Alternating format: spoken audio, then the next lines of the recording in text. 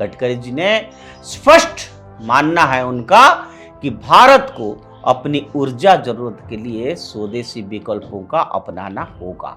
इसी सोच का नतीजा है कि ये एथिनॉल आधारित ईंधन को बढ़ावा दे रहे हैं। अरब देशों में तेल आयात करने वाले हित समूह, दलाल और उनकी पैरवी करने वाले राजनीतिक दल कभी नहीं चाहेंगे कि भारत इथेनॉल जैसे विकल्पों से आत्मनिर्भर बने।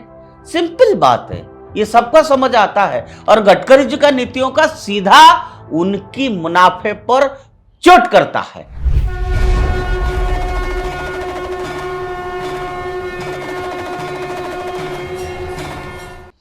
नमस्कार, उदय इंडिया डिजिटल में आप सबका स्वागत है। और आज भारतीयता का शंखनाद में मैं एक ऐसा बात आपके सामने रखूंगा जो भारत की बुनियादी ढांचा को बदल दिया। और उसके पीछे किनका हाथ था?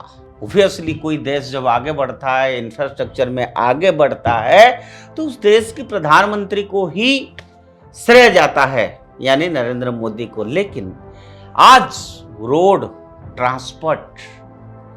ट्रांसपोर्ट सिस्टम, ट्रांसपोर्ट हब अगर इंडिया में पिछले 10 सालों में 14 के बाद जिस तरह से उन्नति हुई है, उसके लिए सबसे ज्यादा जिसका विजन लगा, जिन्होंने दिन रात लगा के मेहनत किया, वो है नितिन गडकरी। इसलिए मैंने कहा कि भारत की बुनियादी ढांचे पर और ऊर्जा नीति में जिन्होंने सबसे क्रांतिकारी परिवर्तन किया, उनका नाम है नितिन गडकरी। जब वे किसी काम में हाथ डालते हैं, नतीजा परिवर्तन और पारदर्शिता के रूप में सामने आता है। हाईवे निर्माण से लेकर टोल वसूली में पारदर्शिता और ठेकेदारी की जवाबदेही तय करने तक नितिन गडकरी जी ने ऐसे कदम उठाए जिनका असर आम जनता के जीवन पर सीधे पड़ा है। और आज ये पत्रकार मैं जिधर भी जाता हूं, जिसको मिलता हूं, वो अफसर कहते हैं कि हाँ, नितिन गडकरी जी ने बहुत अच्छा काम कर, श्रेय उनको जाता है। सड़क परियोजनाओं में और समय पर काम पूरा होना, भ्रष्टाचार कम होना और जनता को बेहतर सुविधा मिलाना, यह सब उन्हीं की सोच और कार्यशैली का परिणाम है और स्पष्ट दिखता है। इसके मार्केटिंग करने की जरूरत नहीं है। जब आप दिल्ली से निकल के बम्बे जाओ, उत्तर प्रदेश जाओ, लखनऊ जाओ, किधर जाओ, मेरठ जाओ या कोई और राजधानी से कोई और जाओ, 14 साल पहले आप गए होंगे, अभी जा रहे हैं, अगर बाई रोड आप जा रहे हैं, फर्क साफ दिखता है। यही वजह है कि आज भारत में सड़क निर्माण की रफ्तार दुनिया में मिसाल बन गई है। परंतु गडकरी जी का विजन सिर्फ सड़कों तक सीमित नहीं रहा है। ये भारत की ऊर्जा सुरक्षा को भी एक नए नजरिया से देखा। पेट्रोल और डीजल पर निर्भरता भारत के लिए लंबे समय से एक आर्थिक बोझा हो रही है। विदेशी तेल, खास करके सऊदी अरबिया जैसे देश से आयात पर निर्भरता न केवल भारत की अर्थव्यवस्था बल्कि उसकी सामाजिक स्वतंत्रता को भी प्रभावित करती रही है। गडकरी जी ने स्पष्ट मानना है उनका कि भारत को अपनी ऊर्जा जरूरत के लिए स्वदेशी विकल्पों का अपनाना होगा। इसी सोच का नतीजा है कि ये एथिनॉल आधारित ईंधन को बढ़ावा दे रहे हैं। गन्ना, मक्का, धान जैसे फसलों से बनने वाला एथिनॉल भारत की किसान की आय बढ़ा सकता है, प्रदूषण घटा सकता है और विदेशी मुद्रा की भारी बचत करा सकता है।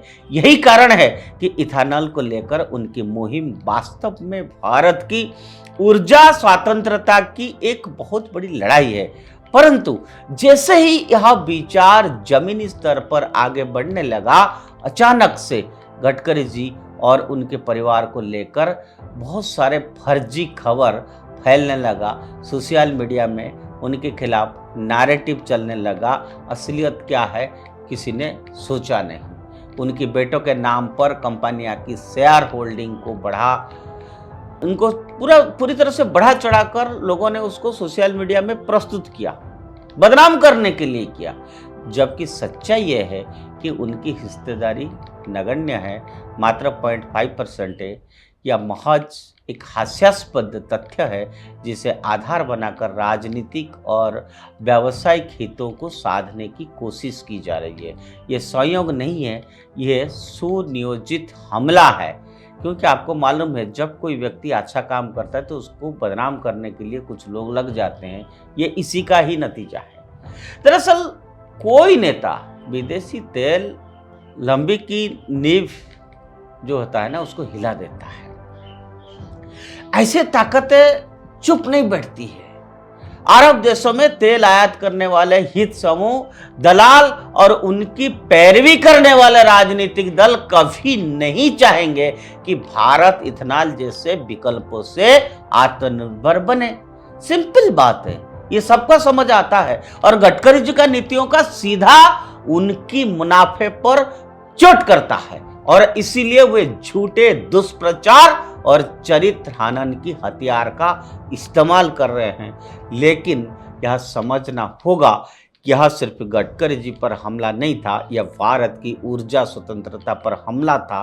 गडकरी जी का व्यक्तित्व इस मायने में अलग है कि वे काम बोलकर दिखाते हैं। नागपुर से लेकर दिल्ली तक उनका काम का असर हर जगह दिखता है। मैंने जैसे कहा, कोई शहर चला जाइए, आप देखिए रोड की क्या हालत था, आज क्या हालत है। आज भारत का हर नागरिक जानता है कि अगर किसी मंत्री ने सड़कें बनवाई, भ्रष्टाचार घटाया, पारदर्शिता लाई, तो यह नितिन गडकरी है। इसमें कोई द्वंद्व नहीं है। एथेनॉल का मुद्दा भी आने वाला समय में उतना ही बड़ा साबित होगा जितना एक दशक पहले सड़क क्रांति थी। यह केवल टेक्निक या आर्थिक बदलाव नहीं है, यह भारत को आत्मनिर्भर और स्वतंत्र बनाने का अभियान है। इसीलिए हमें यह समझना होगा कि गडकरी जी का जो सोच है ये लंबा है। भारत बनाम विदेशी तेल पर निर्भरता का जो सोच है उसको हटाना है। गडकरी जी भारत की स्वतंत्रता, किसान की समृद्धि और स्वदेशी ऊर्जा का प्रतीक है। उनकी विरोधी आयातित तेल पर आश्रित पुराने ढांचे का संरक्षण है। आने वाले वर्षों में ये संघर्ष और तीखा होगा, लेकिन अगर भारत को सही मायने में आत्मनिर्भर बनना है तो गडकरी जैसे नेताओं को मजबूत करना ही होगा।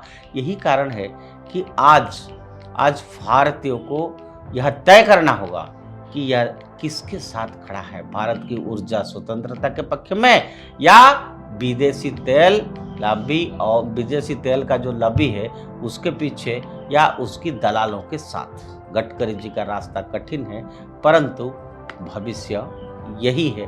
और मैं बार बार कहता हूँ, ये गडकरी जी के खिलाफ पहला कंस्पिरेसी नहीं था। जब दूसरी बार वो राष्ट्रीय अध्यक्ष बनने वाले थे तब भी उनके खिलाफ कंस्पिरेसी हुआ था, ये भी कंस्पिरेसी हो रहा है। लेकिन उनकी विजन स्पष्ट है, देश के प्रति उनकी कर्मठता क्लियर दिखाई दे रहा है, इसलिए देश उनके पीछे खड़ा है। देशवासियों को मालूम है वो जो कह रहे हैं वो देश की भलाई के लिए कह रहे हैं। आज के लिए इतना। उदय इंडिया से जुड़े रहिए। भारत माता की जय।